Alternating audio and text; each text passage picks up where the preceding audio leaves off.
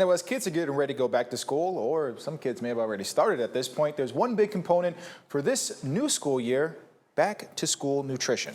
Yeah, so joining us this morning to offer some advice, we've got Dr. Aubrey Riefe back with us from UnityPoint Trinity. Thank you so much for joining us this morning. I'm glad you made it in with all that fog. Yeah, seriously, that bridge is no joke. Weather-wise, it's been kind of a difficult week for not just students, but parents. You're here to help us talk about why is breakfast specifically so important and the tips to have a successful breakfast for kids. Yeah, breakfast is great to start our day. Our brains need some energy to help us wake up.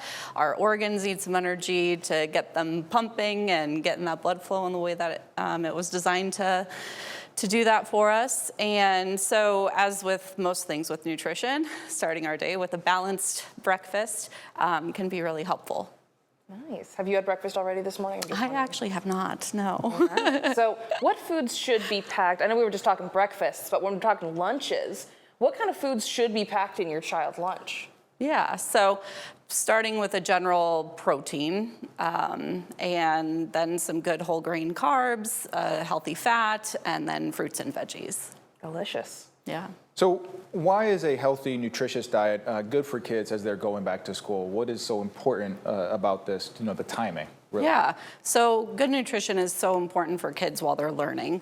Again, their brain needs that energy. It really helps them focus, pay attention in class, retain information, helps their body sit still a little bit longer, helps with that attention span so they can get through that whole class period without kind of zoning out towards the end, keeps their body fueled so they can really grasp the concepts in school and be successful there. So you hope not to have that teacher who's mad that you brought school into the class, or you brought food into the class. You're like finishing your last bowl of cereal that they give out. At least that's what I remember running into class. They'd give you a bowl of cereal? Yeah. It was like the little plastic bowls. Oh, okay. Yeah, and then you had a carton of milk. Yeah. I'm thinking way back, man. It's like third grade or Those something. do still exist. Those still exist. Oh, okay. Yeah. There you go. I'm not too far gone. So when we're talking after school now, we've talked breakfast, we've talked lunch. What are some good after school snacks that you can give your kids when they come back from school? Yeah, so a snack is really intended to kind of bridge that time span between lunch and dinner.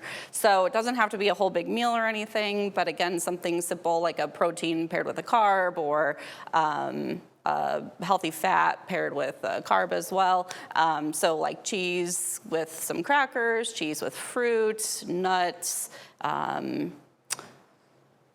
yogurt with berries. Just a good healthy pairing is all that a child will need to help sustain them a couple more hours for dinner, so they'll have an appetite to eat the food that is prepared at their table. I always struggle when it comes to snacks because she started saying cheese and crackers, and here I go, I'm like, charcuterie?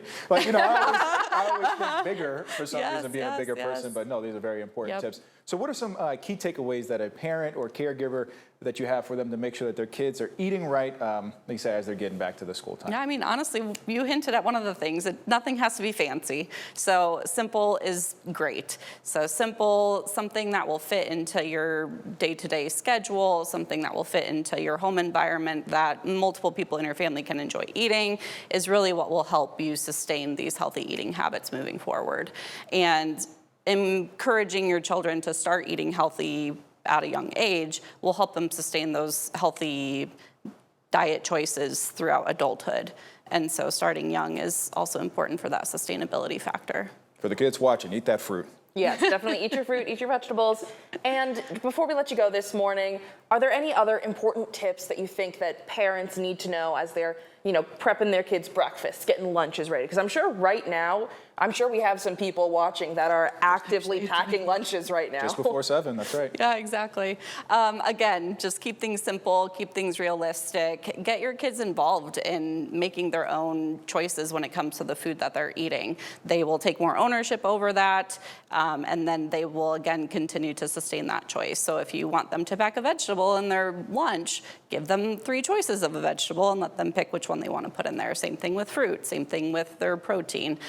That way they have some choices, but then they're more likely to eat what's actually in their lunchbox. And then you have that peace of mind knowing that you have supplied them with that nutritious food to help them grow and develop and learn the way that they need to. Now, before we let you go, we have one more question. I'm sorry. What about for the folks who are picky eaters? Like just the people who are like really specific about the things that either they want to have or is taken in on a routine basis? Yeah, so I mean, we encounter people like that at all stages of life, right? Not just kids, they have that rep, but offering something that they're comfortable eating. So, giving them that one choice in their lunchbox that is a surefire hit. Like, they're gonna eat that, they need nutrition, that's fine. But then again, giving them other choices and encouraging them to keep trying new things. And typically when people have that decision-making capacity themselves to choose what they're eating, they will, again, be more likely to eat it. So giving them something that they're comfortable with, but then encouraging them to broaden their horizons. Sometimes you got to experiment. It's the only way you'll learn to try something new. Yeah. Dr. Riefe, thank you so much for joining us this morning. We really appreciate you giving us some morning nutrition. Still haven't had my breakfast, but I'm going there now. So I'll say, now you know what to have. Yep. Yeah. All right. Thank you so much again for joining us today for these important tips. And we will be right back in just a few minutes.